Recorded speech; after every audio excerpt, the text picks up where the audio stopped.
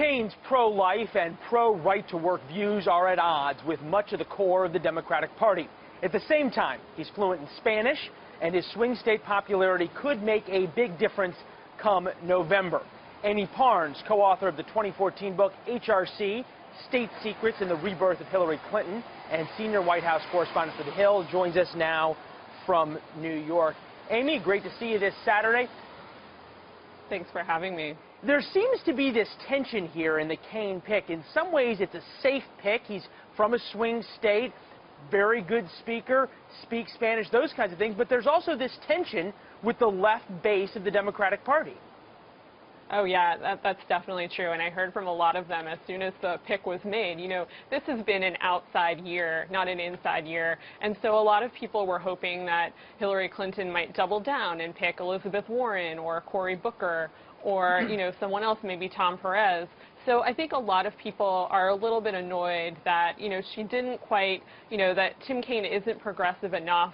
You heard the word progressive a lot in the speech today, but a lot of people think that he's not quite there. And so I think a lot of them aren't quite sold on this pick. Well, we've heard this idea of a Bernie revolt or a Bernie revolution or something like that at the convention in Philadelphia. Is the pick of Tim Kaine enough to really fuel that? Is this sort of adding fuel or gas to a match, or is this going to just sort of go over and move on, much like we saw the Ted Cruz flap at the RNC? I think it might be, you know, a little bit of a sticking point there. We might hear from some Bernie supporters who aren't quite convinced that Kaine is the right pick, and that Clinton sort of, you know, misled them in a way when she was sort of leaning towards or indicating that she might lean towards Elizabeth Warren or someone like her. But I think, yeah, they will make an issue of it. But I think what Clinton people are telling me, what Clinton aides say, is that they've done the research. They think that most of the people have come over to their side. Quite a few haven't. But, you know, they think they're in good shape, which is why, with progressives, which is why they went with the Tim Kaine pick. When you think about Tim Kaine, though, he does bring a lot to the ticket. He speaks Spanish. He has sort of some middle-of-the-road credentials. If you think about his views on offshore drilling, some of his other environmental views, some of his views on the partial birth abortion, those kinds of things. How much did that factor in to the Clinton decision?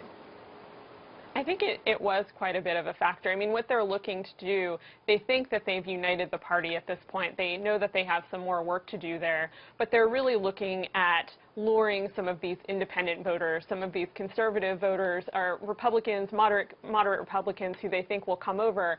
And, you know, there are quite a few of them. I've talked to some of them who are, you know, former Bush people who think, you know, if she would have gone with someone like Elizabeth Warren, they would have ruled her out completely. But if she picked someone like Tim Kaine, they're more likely to support her. Those are the people they're targeting right now. They're saying, if you're unhappy with the Republican Party and Trump and Pence, come over to our side, and we're happy to have you. Yeah, coming up in a little bit, we're going to have a woman on who is a Republican Women for Hillary and part of that movement.